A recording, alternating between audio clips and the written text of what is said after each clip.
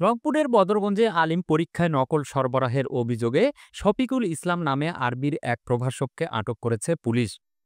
বৃহস্পতিবার দুপুর ১২টার দিকে বদরগঞ্জ ওয়ারেসিয়া আলিম মাদ্রাসায় ইংরেজি দ্বিতীয় বর্ষের পরীক্ষা চলাকালে এই ঘটনা ঘটে।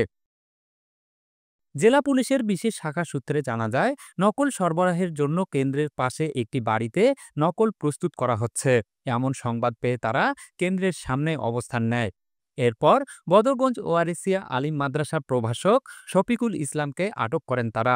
পরে কেন্দ্র সচিবকে দিয়ে শরীর তল্লাশি চালালে তার কাছ থেকে ৫০ সেট নকল উদ্ধার করা হয়। আটক প্রভাষক শফিকুল ইসলামের বাড়ি দিনাজপুরের পার্বতীপুর উপজেলার পলাশবাড়ি প্রামাণিকপাড়ায়। তিনি ওই কেন্দ্র সচিবের ভাগ্নি জামাই বলে জানা যায়। স্থানীয়রা জানান, পরীক্ষা কেন্দ্রের পাশে মেজবাহুল ইসলাম নামে এক ব্যক্তি তার বাড়িতে ওই মাদ্রাসার ইংরেজি শিক্ষক আতাউর গনিসহ কম্পিউটারে প্রশ্নের উত্তর তৈরি করে আটক প্রভাষক শফিকুলের হাতে তুলে দেন পরীক্ষার্থীদের কাছে পৌঁছানোর জন্য। আর এই নকল পৌঁছানোর জন্য মোটা অঙ্কের টাকার লেনদেন করা হয় বলে স্বীকার করেন বাড়ির মালিক মেজবাহুল ইসলাম। কেন্দ্র সূত্রে জানা যায়, উপজেলার ১৭৬ জন পরীক্ষার্থী আজকের পরীক্ষায় অংশ নেন। এর মধ্যে বদরগঞ্জ ওয়ারেসিয়া আলিম মাদ্রাসার পরীক্ষার্থী ৮৯ জন।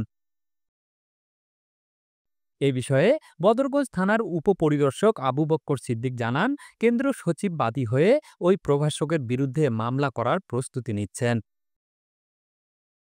জুলফিকার জুয়েল, বায়ান্নর আলো, বদরগঞ্জ, রংপুর।